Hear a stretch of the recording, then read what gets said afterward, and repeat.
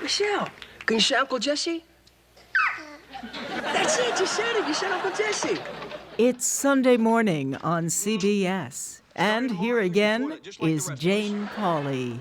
He starred in any number of successful TV shows, plays drums with the Beach Boys. He's actor John Stamos, and he's talking with our Tracy Smith. Let's start with a big question. Why not? Do you feel like you're having a moment? I hope I am. But then if you have a moment, then that moment has to end, right, or something. I'm happier than I've ever been. You want me to clap? If John Stamos is happier these days, this could be a reason why.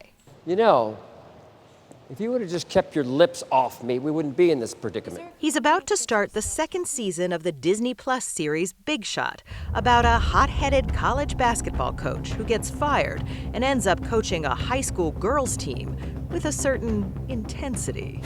You know, it doesn't upset me that we stink. Actually, it does. But what gets me are the mental mistakes, because that means lack of focus, which means lack of commitment, and that... Is it difficult for you to play a hard ass? No. No? That comes Why not? pretty easy. I don't know why.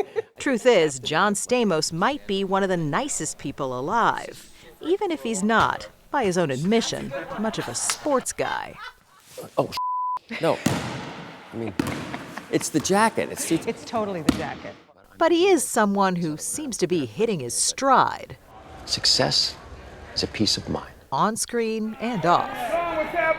In the past 4 decades, John Stamos has become something of a fixture in our lives. He's the heartthrob who won't ever break your heart, the friend who won't ever let you down.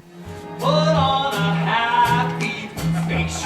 And from here to Broadway, someone who's been called one of the truly underrated actors in the game. These days, he's also a husband and a father. He married actor and model Caitlin McHugh in 2018, just before the birth of their son, Billy. It was the end of what he says was maybe one of the longest childhoods in history. I went into becoming an adult kicking and screaming. And when you have the whole world going, you look 20, and you're then... I didn't have any of those tent poles that say you're an adult. I was just skating through. You didn't have to grow up. I didn't have to. I had Peter Pan syndrome, which is dangerous, you know. The boy who didn't want to grow up was born in Orange County, California in 1963.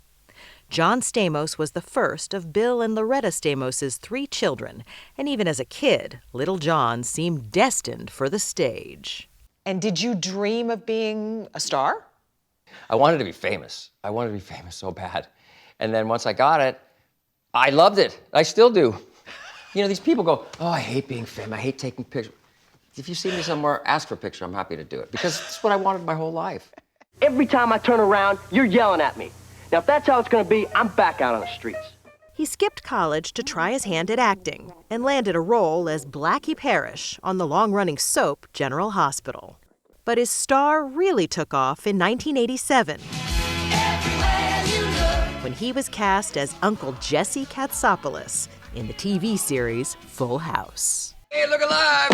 Uncle Jesse's here! So Full House. Full House comes along. I'm not going to lie. It was very difficult. A lot of it was. Why? Because it just wasn't where I saw myself. I mean, the reviews were like, this show won't last till Thanksgiving. Gently now, gently. There we go. This is great. We should be mothers. Oh, yeah. And now I'm so proud of it.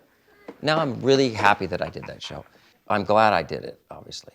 Whatever his feelings about Full House, it made John Stamos a next-level star and gave him a best friend in co-star Bob Saget. This was Saget's toast at his friend's 50th birthday bash.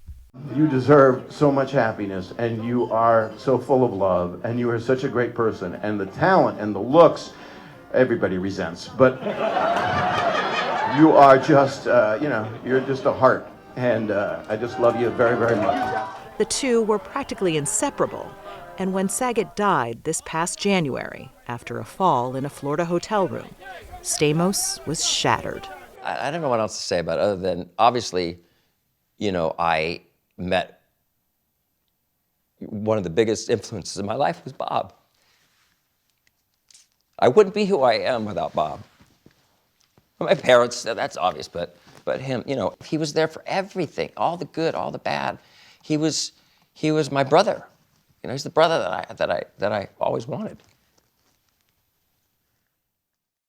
This is Bob's guitar that that his wife gave to me. Aww. You can only play dirty songs on here.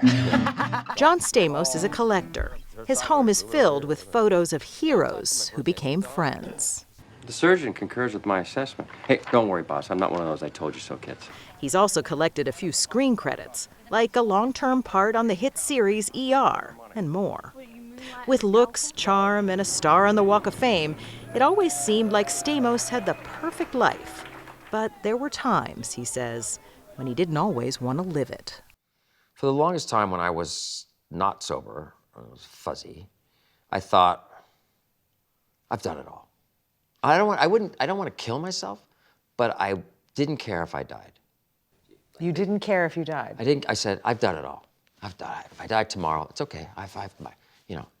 What was I thinking? I hadn't done it all. I still haven't done it all, not even close. And he got something of a wake-up call in 2015 when he was arrested for driving under the influence. You know, that fateful night of I got in my car, I thought I could drive, and I couldn't. And I just have flashes in my mind about driving in circles, and people were driving near me in the roller window. Uncle Jesse, pull over, you know, say you're driving. And then when I went to rehab, and it was the hardest thing ever. My friend said, you know, your mom was really worried about you. He said, my mom would call him and say, I'm worried about Johnny. I thought I was fooling everybody. That's the thing, too. Anyway, that was that. So when that happened, I said, I can't screw this up now. I have to stay with this.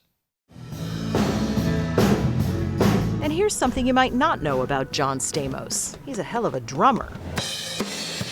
He's been playing with the Beach Boys and co-founder Mike Love since the 1980s. You two have gotten close over the years. I mean, I don't mean to put you on the spot, but he asked me to be in his wedding. Not in my wedding. He married officiate. Caitlin and I. Yeah. You know how they say don't meet your heroes? I'm glad that I met him because he's everything that you want Mike Love to be. And maybe, after a few decades of figuring it out, John Stamos is everything he wants to be, too. So what's the future look like? I don't know. More kids, I hope. But I'm not looking too far in advance. I'm just thinking about now. Because the next moment might be someone, gone, right? And this moment's pretty great. This is a great moment. Winnie the Pooh said something like, today is my new favorite day. Making these new memories, and it's, my new favorite day. Today is my new favorite day.